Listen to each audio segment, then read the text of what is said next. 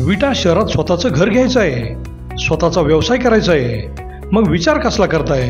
विटा कराड हायवे लगत विवेकानंद नगर बसस्टॉप समोर साकारते विट्यातील सर्वात मोठे शॉपिंग कॉम्प्लेक्स, ज्यामध्ये असतील 45 शॉप्स, 15 ऑफिसेस आणि तब्बल 42 फ्लॅट्स, तेही स्वतंत्र पार्किंगसह. मुंबई पुण्यासारखे जीवन जगताना आपण अनुभवाल वॉकिंग ट्रॅक, मंदिर, गार्डन, जिम, स्विमिंग पूल, 24 तास सतर्क सिक्युरिटी, CCTV कॅमेरे, बेसमेंट पार्किंग व अन्य बऱ्याच सोयीसुविधा. चला तर मग आजच आपले बुकिंग निश्चित करा. आमचा पत्ता डायमंड आर्केड, कराड रोड, विटा. संपर्क राजू पाटील किर्दत 93 222 68 103 व हनुमंत किर्दत 930 983 94 77.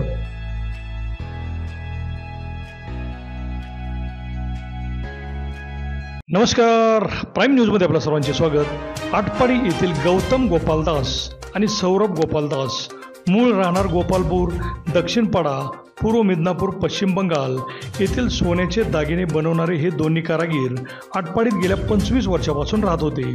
सोलापूर, कोल्हापूरसह सांगली जिल्ह्यातील अनेक ज्वेलरी व्यावसायिक त्यांच्याकडून सोने देऊन दागिने बनवून घेत होते. सोन्याचे दागिने पॉलिश करणे, नवीन दागिने बनवून देणे हा त्यांचा व्यवसाय होता. त्यांनी आजपर्यंत कुठलाही घोटाळा केला नसल्याने व्यापाऱ्यांचा त्यांच्यावर पूर्ण विश्वास होता. आटपाडी येथील प्रसाद भारत जवळे यांच्याकडून दागिने बनवण्यासाठी 2 किलो 296 ग्रॅम वजनाचे सोने त्यांनी घेतले होते. दुसऱ्या दिवशी सकाळी गौतम हा गायब झाल्याने बाजारपेठेत मोठी खळबळ उडाली.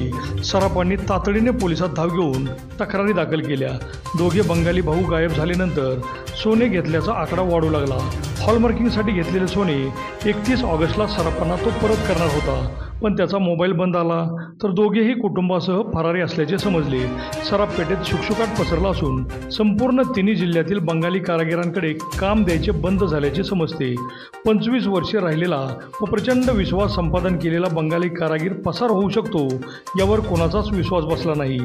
अगोदरही अनेक बंगाली कारागिरांनी अनेक व्यापाऱ्यांना गंडा घातल्याच्या तक्रारी घडल्या आहेत. त्यामुळे आता एकाही बंगाली कारागिरांवर विश्वास ठेवायचा नाही, त्यांना काम द्यायचे नाही, त्यांना संबंध राज्यातून हद्दपार केले पाहिजे अशा चर्चाही होत आहेत. ज्वेलरी व्यावसायिकांचा व्यवसायच कारागिरांवर अवलंबून असतो, पण व्यवसाय करून नफा मिळवण्याऐवजी अनेक बंगाली कारागीर कामासाठी दिलेले सोनेच घेऊन पसार झाले आहेत. त्यामुळे बाजारपेठेत मोठी खळबळ उडाली आहे. या घटनेनंतर ज्वेलरी व्यावसायिक सावध झाले असून आता काय निर्णय घेतात याकडे सर्वांचे लक्ष लागून राहिले आहे.